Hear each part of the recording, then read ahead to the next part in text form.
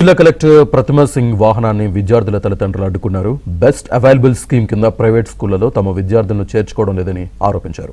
2 రోజులుగా పిల్లలతో కలిసి ఆఫీసులో బైఠాయించి తల్లిదండ్రులు ఆందోళన చేస్తున్నారు. ఆందోళనకారులకు డీఎస్పీ ప్రసన్న కుమార్ సర్ది చెప్పారు. ప్రభుత్వం నుంచి తమకు కోట్ల రూపాయల బకాయిలు రావాల్సి ఉందని, అందుకే అడ్మిషన్లు ఇవ్వడం లేదని ప్రైవేట్ స్కూల్ యాజమాన్యాలు తెలిపాయని అధికారులు చెబుతున్నారు.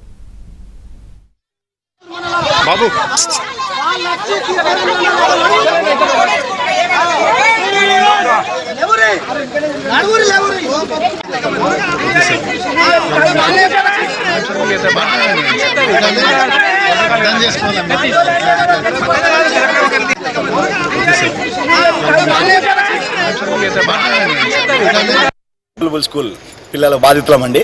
4 సంవత్సరాల నుంచి మా పిల్లల్ని జాయిన్ చేసుకున్నారు.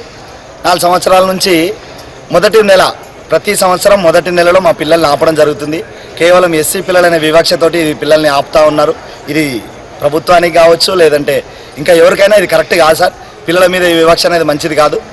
పిల్లల యొక్క చదువును, భవిష్యత్తును మీరు నాశనం చేస్తున్నారు. మాకు సాయం చేయండి అని మేము 4 సార్లు కలెక్టరేట్ తిరగడం జరిగింది. కలెక్టర్ గారు కూడా వినతి పత్రం ఇవ్వడం జరిగింది. అయితే ఈరోజు జరిగిన విషయం ఏంటంటే, కలెక్టర్ గారు మాకు సానుకూలంగా స్పందించి ఆయా స్కూళ్లకు గవర్నమెంట్ ఉద్యోగుల్ని, లేదంటే ప్రభుత్వం వారిని కలెక్టర్ ఆఫీస్ నుంచి జనాలను పంపించడం జరిగింది, ఆఫీసర్లను పంపించడం జరిగింది. కలెక్టర్ గారు మాకు సానుకూలంగా స్పందించడం మాకు కనబడతా ఉంది. అయితే ఇంకా మంచిది, మేము ఒక విషయం ఏం చెప్తున్నామంటే సార్, ఈ సంవత్సరంలో జరిగినటువంటి ఈ సంఘటన మళ్ళీ రిపీట్ కావద్దు. ప్రభుత్వం గారు ఖచ్చితంగా దీని గురించి చర్య తీసుకోవాలి.